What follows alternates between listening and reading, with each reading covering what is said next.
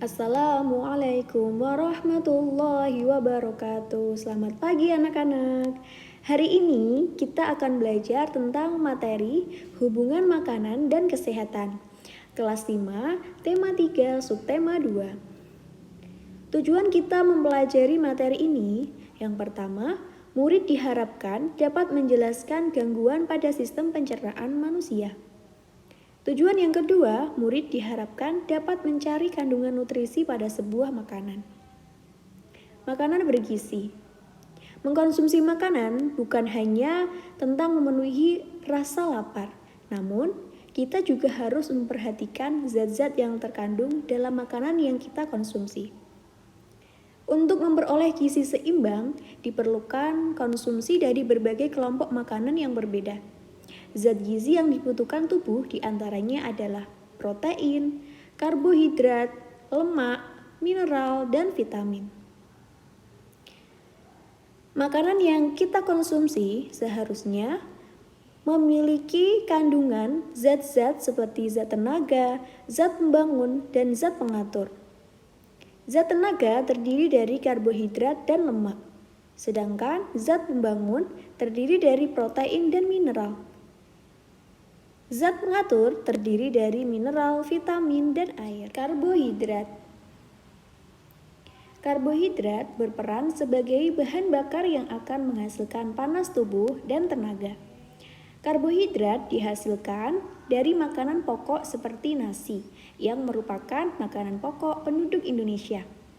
Nasi dapat kita ganti dengan bahan makanan yang manfaatnya sama, seperti jagung, kentang, singkong, ubi-ubian, dan sagu. Protein. Sel-sel tubuh mengalami kerusakan saat sakit. Makanan yang mengandung protein akan memperbaiki sel-sel yang rusak dengan membangun sel-sel baru bagi pembentukan jaringan tubuh. Protein yang berasal dari tumbuhan disebut protein nabati. Contohnya, tempe, tahu, kacang-kacangan, dan sayuran hijau. Sedangkan protein yang berasal dari hewani disebut protein hewani.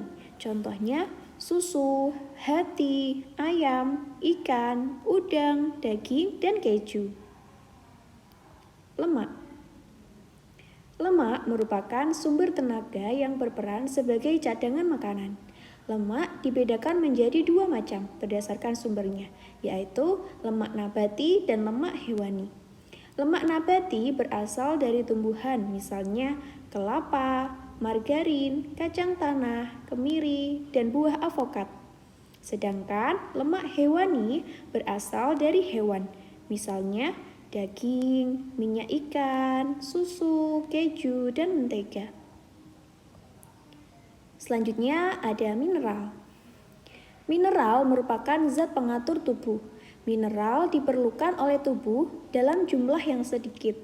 Walaupun tubuh hanya memerlukan jumlah yang sedikit, namun kita harus tetap memenuhinya. Jika tubuh kekurangan mineral, kesehatan akan terganggu. Beberapa mineral yang diperlukan oleh tubuh adalah yodium, fosfor, kalsium, zat besi, fluorin, dan kalium. Kandungan mineral tersebut bisa dipenuhi dengan mengkonsumsi kacang-kacangan, kacang polong, sayur hijau, berdaun gelap, ikan, biji-bijian, dan kerang. Selanjutnya, vitamin. Vitamin merupakan zat makanan yang berfungsi sebagai pengatur dan pelindung tubuh. Vitamin dapat mencegah timbulnya penyakit. Kekurangan vitamin dapat menyebabkan penyakit avitaminosis. Makanan yang mengandung vitamin diantaranya adalah sayur dan buah-buahan. Macam-macam vitamin dan kegunaannya.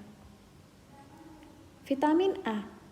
Vitamin A berfungsi untuk mencegah penyakit mata, seperti rabun senja. Vitamin A terdapat pada hati, minyak ikan, daging, susu, sayuran, dan buah yang berwarna oranye. Vitamin B. Vitamin B berfungsi untuk mencegah penyakit beri-beri. Vitamin B terdapat pada kacang hijau, daging, kulit beras, dan sayuran.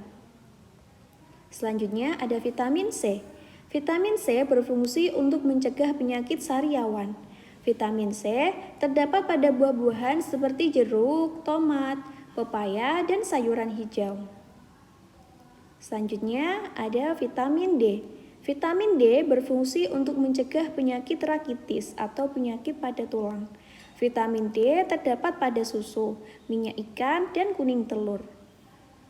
Selanjutnya ada vitamin E. Vitamin E berfungsi untuk mencegah kanker paru-paru dan perawatan kulit. Vitamin E terdapat pada biji-bijian, sayuran, telur, mentega, dan susu. Yang terakhir ada vitamin K. Vitamin K berfungsi untuk pembekuan darah. Vitamin K terdapat pada bayam, tomat, dan wortel. Selanjutnya, kita akan belajar tentang gangguan atau penyakit yang dapat menyerang alat pencernaan. Gangguan pada alat pencernaan yang pertama adalah sakit gigi. Penyebab sakit gigi adalah banyak mengkonsumsi makanan yang banyak mengandung gula, serta masih terdapat sisa makanan yang menempel pada gigi, sehingga menjadi sarang bakteri, sehingga gigi menjadi keropos. Pada balita, gigi berlubang lebih baik ditambal supaya pertumbuhannya tetap teratur. Penyakit yang kedua yaitu sariawan. Sariawan merupakan gangguan berupa munculnya bercak putih pada dinding mulut atau gusi. Penyakit ini disebabkan oleh luka karena sakit gigi, atau bisa juga tergigit, atau bisa juga kekurangan vitamin C. Sariawan dapat diatasi dengan banyak memakan makanan yang mengandung vitamin C. Penyakit selanjutnya yang dapat menyerang alat pernapasan diantaranya adalah MAH. MAH merupakan gangguan pencernaan di mana penderita merasa perih pada dinding lambung yang disertai rasa mual dan perut kembung. MAH terjadi karena kadar asam lambung terlalu tinggi. Makan tidak teratur, pikiran terlalu tegang atau stres. MAH bisa diatasi dengan makan secara teratur, minum obat sesuai anjuran dokter, dan tidak makan makanan yang pedas. Selanjutnya, ada penyakit diare. Diare merupakan gangguan pencernaan, di mana perut terasa mulas dan feses encer. Diare terjadi karena dinding usus besar mengalami iritasi, yang disebabkan karena mengkonsumsi makanan yang mengandung kuman, sehingga tidak terjadi penyerapan air di dalam usus besar. Kuman atau bakteri yang menyebabkan diare adalah Shigella. Diare dapat diatasi dengan minum larutan Oralit. Penyakit yang selanjutnya adalah sembelit atau konstipasi. Sembelit atau konstipasi merupakan gangguan pencernaan di mana penderita mengeluarkan feses yang keras.